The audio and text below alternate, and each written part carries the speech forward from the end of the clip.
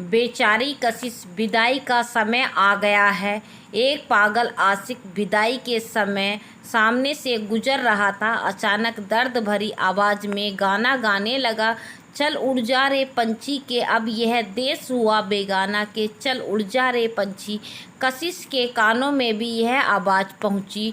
वह पहले ही बहुत रो रही थी, पागल के गाने को सुनकर और बेहाल हो गई और उसे लगने लगा सच में अब यह घर उसके लिए बेगाना हो गया। कशिश रोते हुए घर से विदा होती है। उसको गाड़ी में बिठा दिया जाता है और साथ ही में उसकी फूफी जान भी है। ऐसा रिवाज है लड़की के साथ किसी के जाने का जिससे ससुराल में उसे पहले दिन कोई दिक्कत न हो। कशिश अपने दरवाजे पर नज़र डालती है। उसकी माँ और बहन भाई आंखों में आंसू लिए विदा कर रहे थे।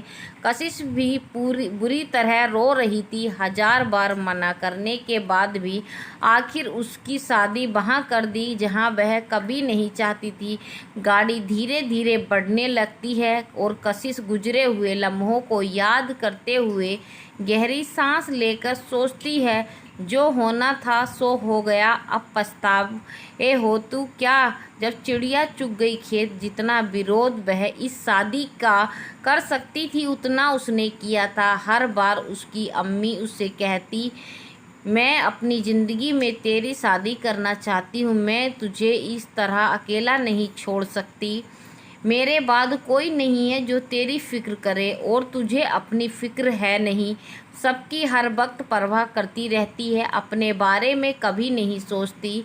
कशिश 4 भाई बहनों में सबसे छोटी थी। आँखों में बड़े बड़े सपने और दिल में उमंग और उत्साह से भरा था। गवर्नमेंट जॉब के लिए ट्राई कर रही थी। वह शादी से पहले अपने पैरों पर खड़ा होना चाहती थी। कुछ बनने की चाह, कुछ कर दिखाने का जज्बा मानो उसके दिमाग में कूट कूट कर भरा था। उसका मानना था, क्या है ऐसा जो औरत नहीं कर सकती। क्यों कोसते हैं लोग लड़की को। अगर लोग रूढ़िवादी परंपरा को त्याग कर लड़कियों को भी कुछ बनने का मौका दे तो वह ज़रूर माँ बाप का नाम रोशन कर सकती हैं। यही वजह थी कि वह गांव के सीन पिक्चर में भी नहीं देखती थी। ऐसा नहीं कि उसे गांव पसंद नहीं था, बल्कि वहां पर होने वाले अन्याय और रूढ़िवादिता को वह बिल्कुल पसंद नहीं करती थी। उसे गरीबी से नहीं बल्कि हालात से नफरत थी। वह अपने वक्त से बहुत आगे की सोच थी। वह स्कूल में जॉब करती थी। सब ने उसकी होने वाली ससुराल के बारे में उसे बता दिया था। तुम्हारे साथ ज़रूर कोई धोखा हो रहा है, तुम्हारी सारी प्रतिभाएं वहाँ मिट्टी में मिलने वाली हैं। अपनी मम्मी को समझाओ, वहाँ के लोग इस काबिल नहीं कि तुम्हारी शादी वहाँ की जाए। ज़मीन आसमान का फ़र्क है तुम्हारे और वहाँ के माहौल में। कितने रिश्ते आते हैं तुम्हारे, उनको मना करके यहाँ पर क्या सोचकर शादी की जा रही है। किसी की कुछ समझ नहीं आ रहा था, पर कशिश क्या करती। माँ का बस यही जवाब होता, मैं हूँ सिर्फ तुम्हारा लड़का, देख रही हूँ हमेशा खुश रहेगी। कशिश को इतना इमोशनल ब्लैकमेल किया जाने लगा, हर तरफ से प्रेशर। वह समझ नहीं पा रही थी आखिर उसे अपनी ज़िंदगी का फैसला करने का हक क्यों नहीं दिया जा रहा। क्यों नहीं सुनते लोग उसकी। आगे जो कुछ होगा कौन झेलेगा उसे।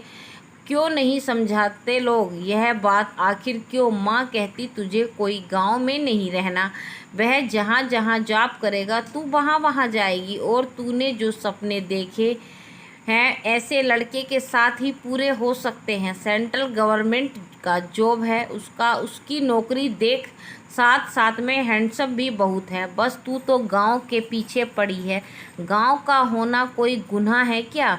ट्रांसफ़र भी बहुत दूर दूर होते हैं और मुझे अपनी बेटी पर पूरा यकीन है तू सबका दिल जीत लेगी। तेरे बाप जिंदा होते तो मुझे कोई गम नहीं था।